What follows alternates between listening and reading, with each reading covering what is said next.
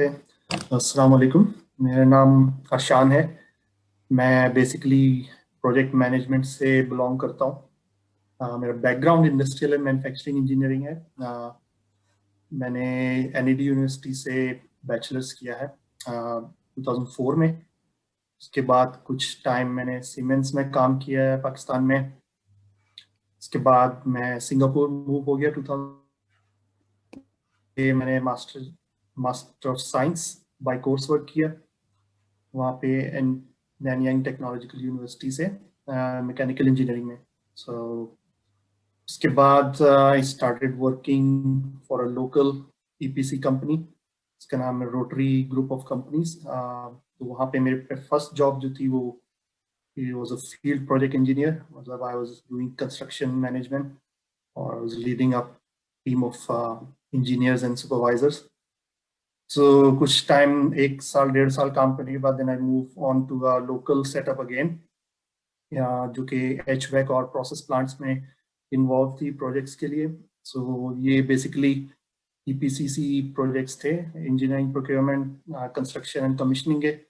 So but on a smaller scale. So कुछ time वहाँ पे 1 साल सवा साल काम करने के बाद then I joined Jacobs group of engineering और जेकब्स इंजीनियरिंग इन सिंगापुर।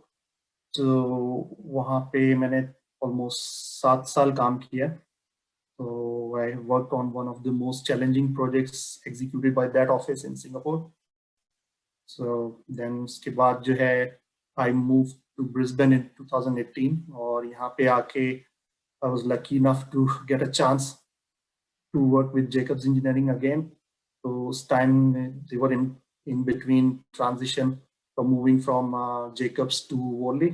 मतलब जो मेरा business unit था वो ECR कहलाता है, India energy chemicals and resources. तो वो सबको मालूम होगा कि they sold it out to Worley Parsons, so they merged together and formed Worley Group.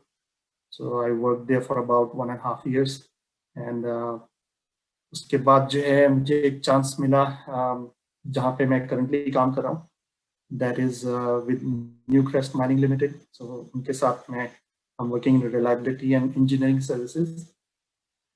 So as that role was in Lihir Island in Papua New Guinea. तो मैं अभी वापस आया हूँ। मैं एक्चुअली मैं केन्स में उस टाइम आइसोलेशन में।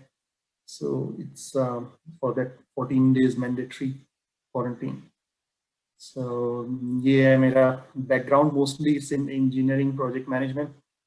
तो इसी वजह से I thought of doing a session on project management with you guys. But ये कि थोड़ा सा टॉपिक मैंने चेंज किया है। Earlier I was supposed to do session on agile and scrum way of doing projects, but I thought कि वो it will be very advanced topic to start with, so I thought to stick with project management fundamentals.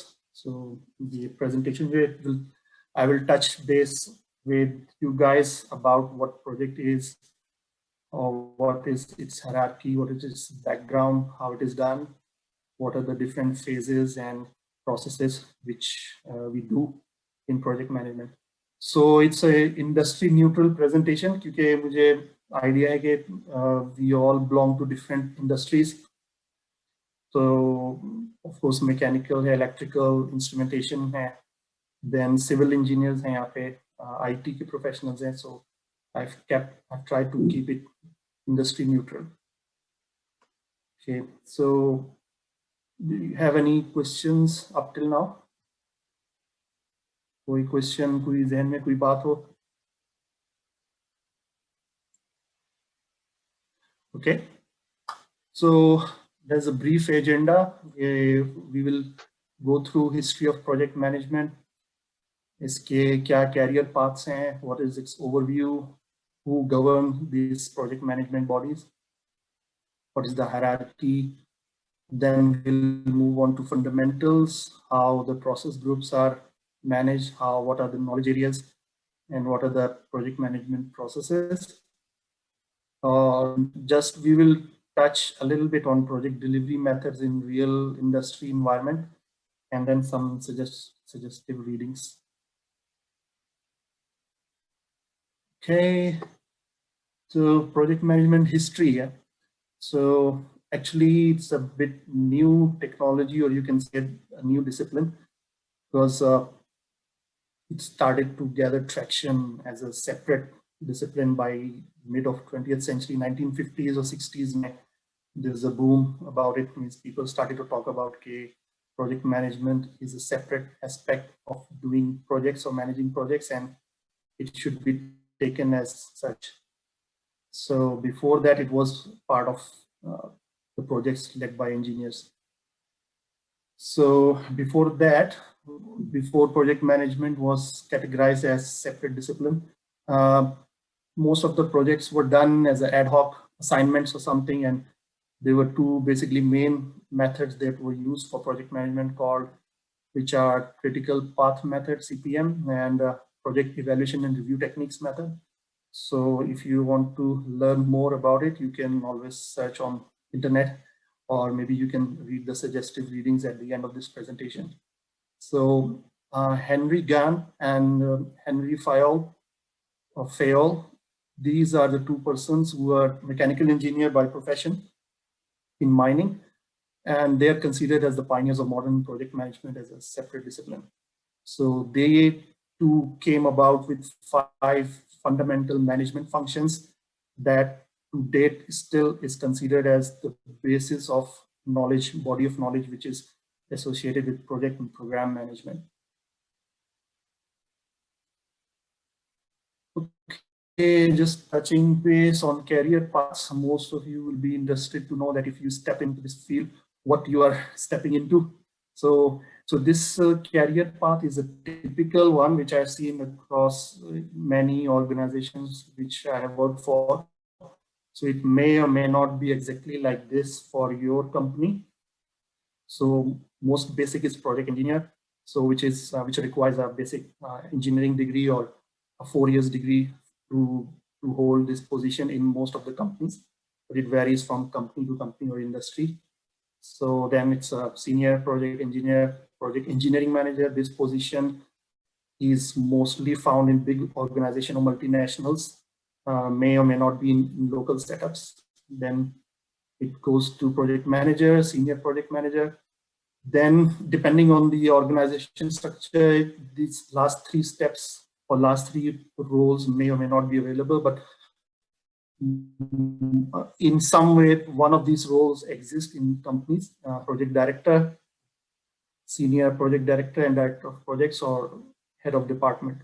So as you go on the top tier, the roles and responsibilities kind of overlaps with operations and sales. So you may well find a director of projects, which is also taking up operations and sales management, or sorry, inside sales or outside sales, or business development. So it depends on the hierarchy of the organization.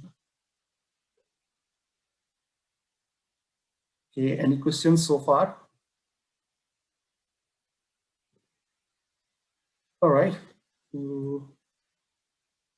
Okay, so the next slide is about, it's in continuation with career paths. So which industries hire project management professionals? So on the top of it is management consultancies. So those are like project management consultancies or project management offices whose core business is just to provide engineering services or like PMO or type of roles. So they require project engineers or project managers who are specialized in their fields, or as we call it, subject matter experts, you can say. Then the second biggest industry is IT. So IT is one of the biggest employer of project management professionals. Then comes oil and gas, which is one of the world's largest industries, which I belong to. And there's a huge demand of project management people there. In fact, in US, they are trying to establish that the contractors who work for government works, they should have proper project management education or certifications. So they are trying to enforce on their contractors. So it's coming up. The last one is construction. So in every type of construction, property, roads, infrastructure, or even process plants construction, they all employ project management professionals. And this sector has the highest demand for project guys.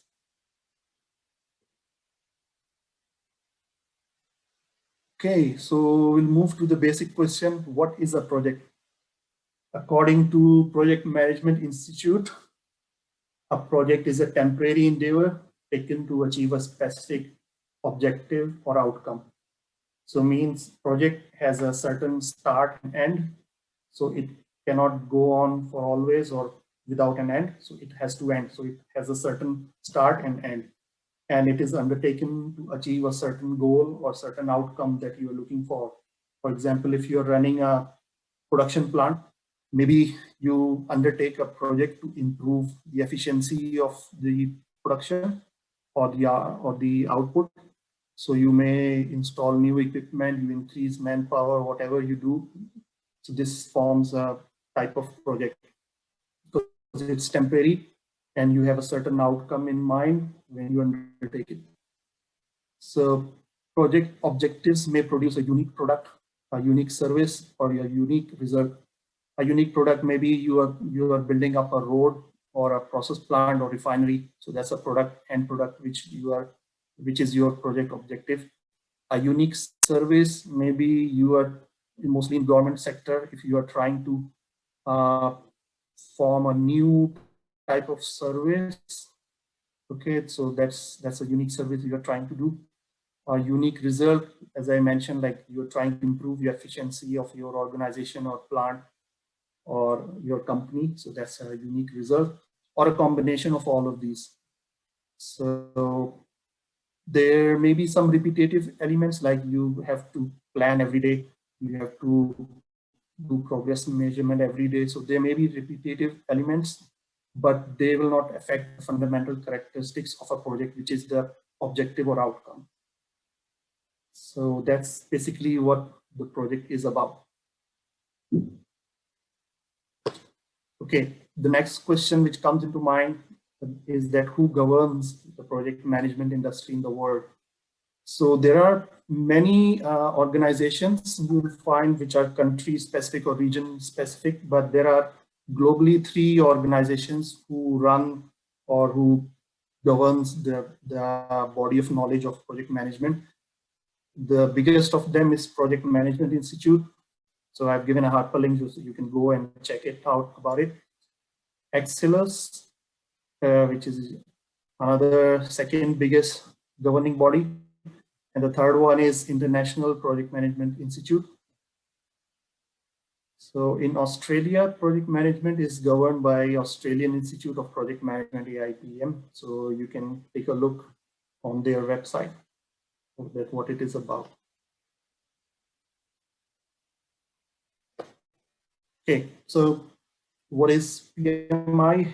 PMI and what it offers. So first we go through the certification they are offering. So PMP, as most of you are aware, PMP is their biggest selling or best selling product. Then they have certified associate in project management. It's an associate level certificate. Then comes certified scheduling professionals, people who are more into planning, scheduling, and costing. So it's good for them. And certified risk management professionals, so who are in the risk analysis field. So PMI is based in the US. It's globally recognized and accepted worldwide, regardless of the region it's operating in. And it requires several years of project management experience. So this is not for new beginners. You must have at least 3 years, or they have a certain number of hours you have to prove that you have been in project management field. And it requires more time investment to obtain, because you have to go through all the training material. People do mock tests and practice, so it takes a lot of time. The next one is Excellus, which is partially owned by the UK government. It's basically, they offer Prince2, which is worldwide accepted as well. And it's mostly accepted or required in the legacy countries of Commonwealth, like in Australia, New Zealand, or other countries. But it's also accepted everywhere. So they have 3 categories of Prince2. First is foundation. So when you are just entering this field, so foundation is the best for you. Then comes practitioner, means you have some knowledge about how the project management works. And then the Prince2 professional. So basically Excelus is based in the United Kingdom. It's mandatory requirement for various UK government works. Means the government contractors have to have this certification for their team. It's easy to obtain. It's globally recognized. It does not require experience. It's just you have to read manual material, whatever it is, and then you have to sit in a test and to get the certification. So that's about Excelus. And the third one is International Project Management Association, IPMA. So it's based in Switzerland. It's basically centered around Europe. It's primarily acts as a standards body.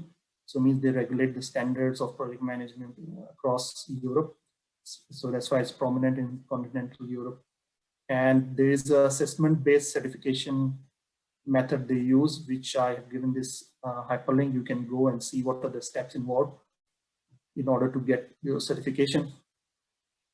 So the certifications they offer is in the, I'm sorry, there's a typo error.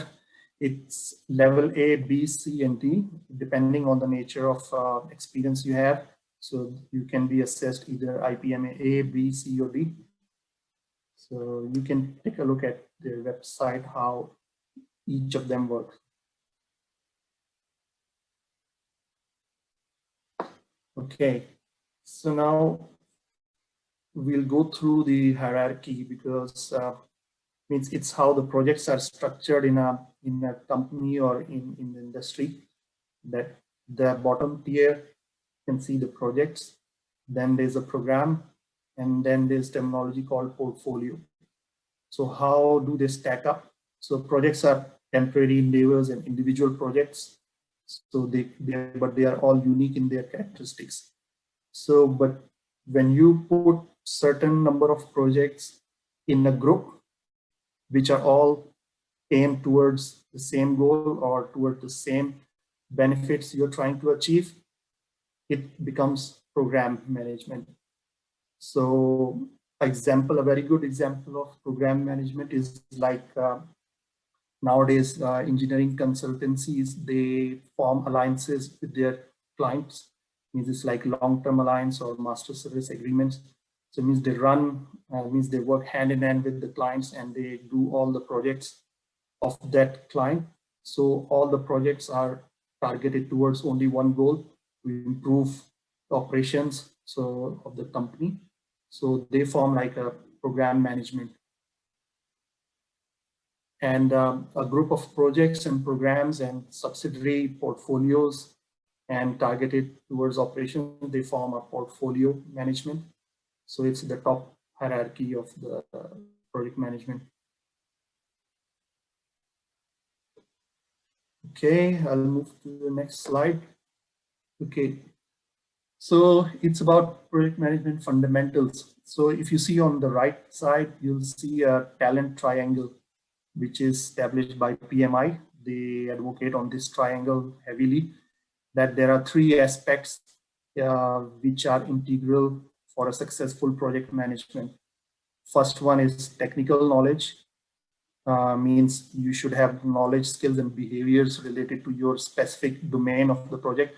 For example, if you're working in IT sector, so you are expected to have technical know-how of IT things, IT terminologies, how the product works, what are the current trends, and all those sort of things. The second one is leadership, which is extremely important, because in industry we can find a lot of technical experts, but the thing which differentiates or make project management people distinguished is the leadership or people's management skills, which is a rare commodity as we can see around us, because it's easy to control or manage technical aspects or technicalities, but when it comes to people's management, how to manage the behaviors, because everyone is individual. and there are cultural sensitivities involved. There are language barriers, there are different way of doing things. So how to manage them and put all the efforts of those people towards the goal you are trying to achieve is the leadership skill. And the third one, which is nowadays, which is heavily regarded as one of the integral part, is strategic and business management. So as I said, the technical knowledge is you will gather anyway. If you are in project management for over 5 years or 6 years, you will gather technical information or technical skills. You may also gather leadership skills by working in this field for over 5-6 years period of time. But this strategic and business management is like when you start looking at your operations level towards the top management, that how the strategies are formed, how business planning is done, what is the strategy of the company, what markets they are trying to enter. So like business development. So if you are into that aspect, so this is this third piece of the triangle, the knowledge and expertise in the industry and organization, how to improve the operations of your company or the services you are providing. So this is quite important triangle for me. Okay, any questions so far? But I feel it's very quiet out there. No problem. You keep going. The Param is also recording, so that's all right. Okay. So just a quick one. After a few minutes, I think it will be you will be dropped down, and you can join the same link to join it again. So 40 minutes. It will drop down. Yeah. Okay. Join that link again. Thank you. Okay. So now, from here onwards, I will lean on to PMI, how they have structured project management, because this is how I have structured my presentation. So according to PMI, project management is an application of skills, tools, knowledge, and techniques to achieve specific project goals and meet specific success criteria within a constrained time. So this is what it is basically the same which we started off with, that what is a project? It's a temporary thing. Okay, and project management is an integral factor which decides the success or failure of a project. So according to PMI, a project has 5 phases, and in those 5 phases there are 10 knowledge areas, and in those 10 knowledge areas there are 49 total processes which a project management life cycle follows. So we'll go through all these phases in next slides. Okay, so these are the 5 process groups according to PMI. It's initiation, planning, execution, monitoring and control, and closeouts or closing. So every project which is undertaken more or less involves these 5 phases, no matter how small or how big they are. In some way or another, these 5 phases will be part of that project. So these process groups are explained here. Initiation process group is the processes which are performed to define a new project. Is when you start a project, you have to define that what is the project about, what you are trying to achieve with it. Is it a part of a new product, or is it a part of existing project like a spin-off or something? So that is part of initiating process group. Then once you have defined what project you're gonna do, then is the planning process group. So in planning process group, you carry out certain processes and you establish that what is the scope of this project. Means now you are setting boundaries, that what is the scope, what I want to do in this project and what I don't want to do in this project, and which is out of the scope of this thing. So based on that, you establish an objective of this project, and you refine the objectives. Means in the initiation phase, it may be like a wild guess or a brainstorming session. But in planning phase, you really go into the details and you define that what you really want to achieve or how you want to do it, and means in what phases you will do it. Once you have established this, then comes the execution phase. So it involves all the processes that how you're going to do, how you will define the work, how you will execute it, and how you will achieve those objectives. And after that, it's the monitoring and controlling. So monitoring and controlling process is like a regressive or iterative processes which you have to keep on doing on a regular basis, so that your planning and execution phase are still directed towards the main objective of achieving your goals. So you have to keep on following the progress and performance of the project and keep on going back to the drawing board if you're required to, so that you can tweak your execution strategy based on monitoring and controlling outcomes to align it with the project objectives.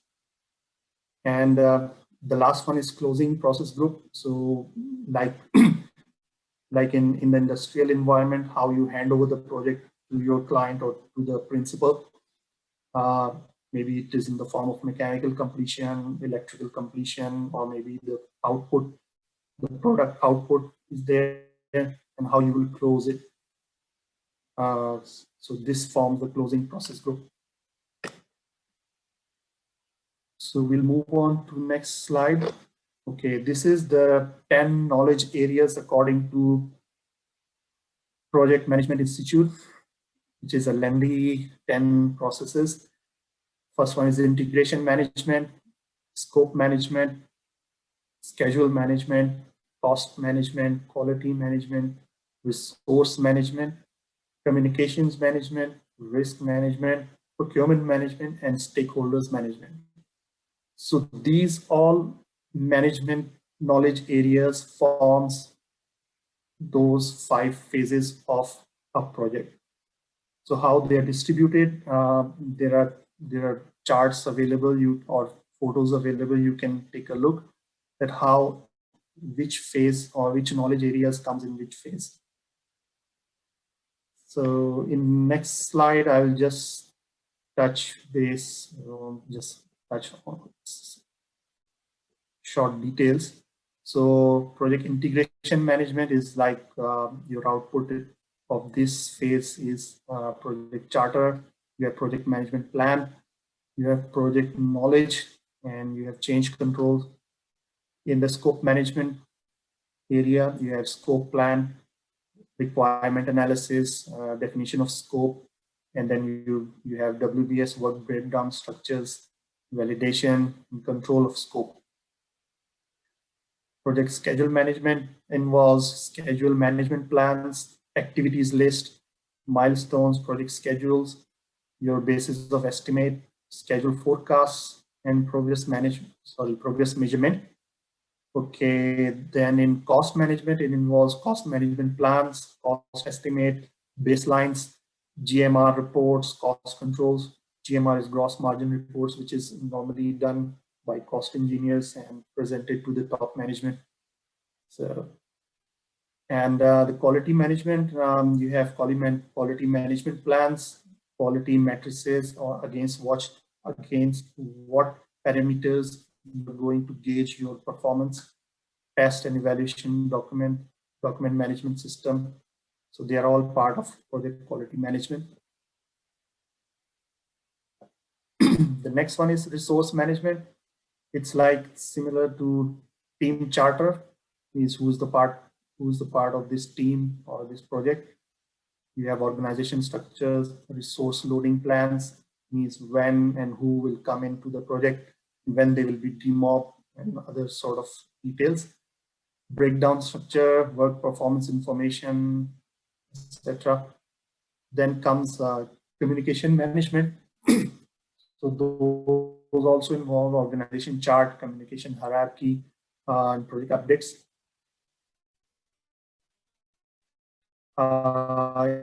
In risk management, it's risk management plan management, excuse me.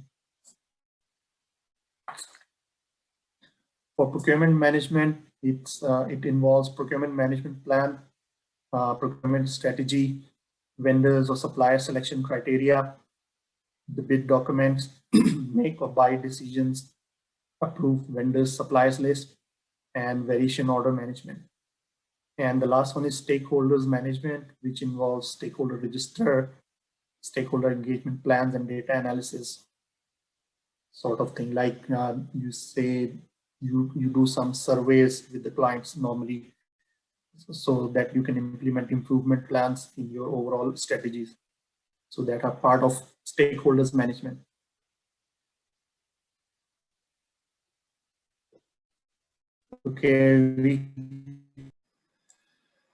Okay, so this slide is about project management processes. So as I explained in the previous 2-3 slides, that on the left side in the dark blue shade, you'll see the knowledge areas which we went through, 10 knowledge areas of project management. And on the top, which is across the table, these are the process groups. So these are the 5 phases which we read earlier: initiation, planning, execution, monitoring and controlling, and closing. So, and if you see here, against each knowledge areas, you will find some details. These are the processes involved in these 5 phases of the project. For example, if you see project integration management, so under initiating, it's written develop project charter. So this is the process of project integration management during initiation stage. When you come to planning stage, it shows develop project management plan. So this is the step you have to do when you are doing project integration management. So that's how it is populated. So you'll see during execution stage, you have to direct and manage project work, manage project knowledge. Then when you are doing monitoring and controlling, you have to monitor and control project work, perform integrated change control, and during closeout, it's close project or phase. So same goes for project scope management. So it does not have any process during initiation because it's a second phase of planning. So then you'll see details under planning box. Plan scope management, collect requirements, define scope, and create WPS. So that's how it is populated. And in order for you to be a certified project management professional, you have to know all these 49 processes involved in 5 phases of the project across 10 areas of knowledge. So if you read PM body of knowledge, they have explained each of these knowledge areas in separate chapters and how they are executed. So that's good learning for you. So, okay, I'll move on to the next slide. So this slide I just prepared just to give an idea about how project management or project delivery is done in the industry. So, or what are the contracting methods we follow generally. So, okay, imagine that you have a company or organization which is creating certain product. It could be IT services, it could be a finished product like pharmaceutical, paints or chemicals. It could be a refinery, it could be anything. It could be mining company. So there are certain ways of project delivery methods. So first one, and the most common one, is self-management. So in this one, projects are done in-house because the client has in-house expertise to carry out projects, so they don't need to go outside anywhere. Then comes the project and construction management. This is like when the client decides to go outside because they do not have in-house expertise, but they want to keep the control of the project in their hand. So they go for project and construction management or PMC type of contracting. So like big companies like Fluor or KBR, they do these type of roles, or Technip, if you are familiar with that company. So they normally do PMC roles, and then they distribute it down to different engineering consultants. Then comes the most common one, engineering, procurement and construction, EPC. So where the project nature is complex and client has limited expertise, so they can go out in the market with a proper scope of work, and the projects are bid, the scopes are bid, and then certain contractors awarded to carry out the engineering, procurement and construction of that project. Another similar one is engineering, procurement and construction management, EPCM. So in this type of contracting delivery method, the consultant or contractor is selected by the client and they represent the client. Means everything is done by the consultant, but they are like owner's engineer. They use client's paper or stamps, or you can say on their PO, they issue it out, and they are responsible of doing all phases of the project, engineering, procurement, subcontracting, if there are authority submissions involved, and construction management. The final one, which is becoming more and more popular, is long-term alliance or master service agreement. So in which the service providers of any sort, not only engineering service providers, they form a form of alliance with their clients. So it becomes like a long-term contract, and you don't need to go through purchase orders for every job you do. You have a blanket PO for that, and then you just carry out the projects for those clients. So these are some of the few delivery methods which are used in the industry. Okay, this is my final slide, which in which I have tried to put suggestive readings. So if you're interested to know more about project management, so you can go through each of these, like PMBOK, as we call it, Project Management Body of Knowledge. This is basically PMI's book. Then the next one is Managing Successful Projects with Prince2. It's Excelos one, so you can read it. And what project management is, you can go to Wikipedia to read about it. And there's an article on this website, EPC versus EPCM contracts for project delivery through engineering, procurement, and construction management. And the last one is just for your information, project delivery methods for engineering projects. So this is all I have for today. I've tried to keep it very basic and have to keep it industry neutral, but I'll be happy to do it in more details if someone needs it.